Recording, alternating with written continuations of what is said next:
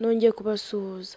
Hari abari hanze y'igihugu, hari abari mu gihugu, hari abari mu gitondo, hari ahari nijoro, hari ahari saa sita, muri make ahandi ni mu gitondo. Niyo mpamvu mbabwiye ngo mwaramutse, mumeze mute? Uyu munsi nagarutse kuri ba bantu batigeze baca imyeyo, nagarutse kuri ba bantu batakunnye. Gukuna murabizi, abatabizi babe hafi bakore subscribe kugira ngo ibintu bibe amahoro.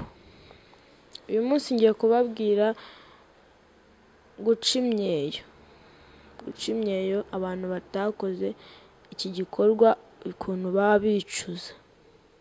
Banakwiye kwicuza reka ko ntabwo ari byo kubona umwari munyarwandakazi utaraciye imyeyo kandi ari ikintu cy'ingenzi. Ariko ndaje mbabwire ikintu cyatuma kwicuza kwawe kugabanuka. Reka dutangirane n'abamama n'abakobwa bataciye imyeyo n'abayiciye kugira ngo ibintu bigende neza. Mukore subscribe kugira ngo ibintu bibe amahoro.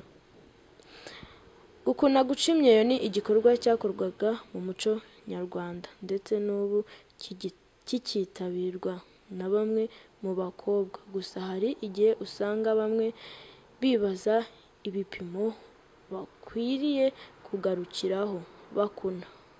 Hari n'ingaruka zo kudakora iki gikorwa, aho usanga bamwe mu batarabikoze bicuza cyane.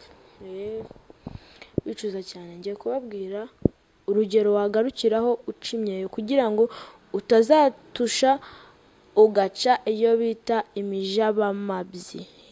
Utazatusha.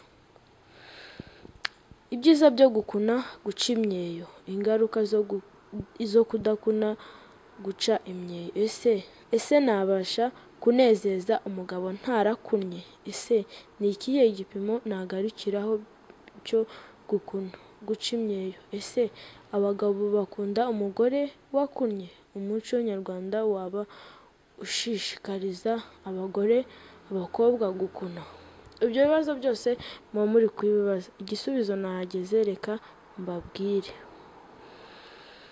Nk'uko benshi bakeneye kubimenya, twagerageje kubashakira ibipimo nyakuri umugore yakagombye kugarukiraho mu gihe aca imyeyo akuna, kuko hari abo usanga kubera ubunebwe barekeraho kandi mu by'ukuri bataragwije, mu gihe abandi bakurura bakarenza ku buryo byitwa imijabamabyi bimwe nababwiraga. Igitabo cya Bagambiki asobanura ko iyo ukurura ucunganwa no kutarenza urugingo rwa kabiri rwa musumbazose santimetero 6. Hari n'abanezezwa no gukurura akarenzaho, ariko byitwa gukurura ibiziriko cyangwa se imijabamabyi, ndetse ngo uwakunnye ikiziriko agira ubushyuhe cyane ndetse akifuza vuba igitsina mu gihe ari mu minsi y'uburumbuke. Gusa hakabaho kwifata kugira ngo atiyangiriza ubukobwa. Urumva ko umuntu wakuruye cyane agakurura ibiziriko cyangwa se ibijabamabyi, iyo ageze mu gihe cy'uburumbuke aba ashaka kurongorwa, kandi ntabwo ari byiza guhora ushaka kurongorwa. Ntabwo ari byiza kumera nk'ihene. Uwagwije rero ntaba agihangayikishijwe n'ibikoresho. Amavuta y'inka gusa arahagije, cyane cyane avuye mu mihango, kuko umubiri uba waregeranye. Iyo umuntu avuye mu mihango umubiri uregerana. Akora ibyo bita kunanura. Ni ukuvuga ngo ufata amavuta y'inka ukayakoresha uri kunanura. Umukobwa cyangwa umugore wakunnye bimutera ishema n'isheja.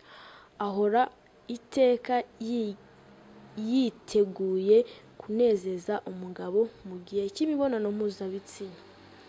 Urumva ko iyo wakunnye nta soni, ntabwo uba ufite ubwoba, uba nyine naho yakubwira mu bikorere mu muhanda ubumva ntabwo ufite ko uba ufite ishema n'isheja byo kuba warakunnye. Bidasobanuye ko n'utarakunnye bamusenda. Tugaruke kuri abantu bakunnye, ntabwo nyine umuntu utarakunnye bamusenda kubera ko haba hari impamvu nyinshi zatumye utabikora. Ntabwo bamusenda, bafatanya kurwubaka kandi ntibibabuza kunezerwa. Icyo gikorwa akarusho gusa ni uko umugore wakunnye areta vuba. Urumva ikintu aba akurushaho utarakunnye, umugore wakunnye areta vuba kandi akihuta mu kunyara, nicyo akurusha no mu gusohora, bigatuma ndetse bigafasha umugabo we akumva ko atarimo kuruhira ubusa. Biramunezeza cyane iyo bose barangije. Nicyo ngicyo akurusha nta kindi ko, ariko urumva ko akurusha ikintu gikomeye cyane wowe utarakunnye. Iyo umuntu atakunnye ibintu aba yicuza nibi.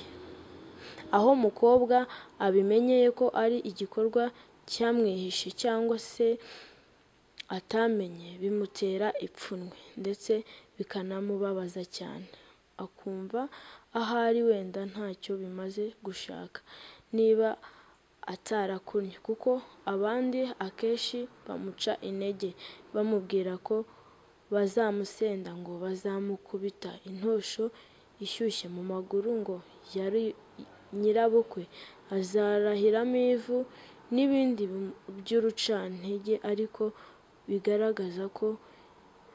bigaragara ko kera byakorwaga.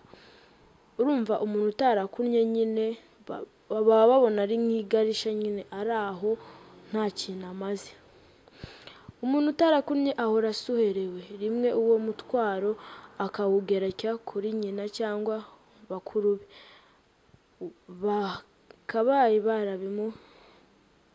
Bakabaye barabimuganirije, yaba ntabafite akibaza ati nibe n'abafite ababibakorera.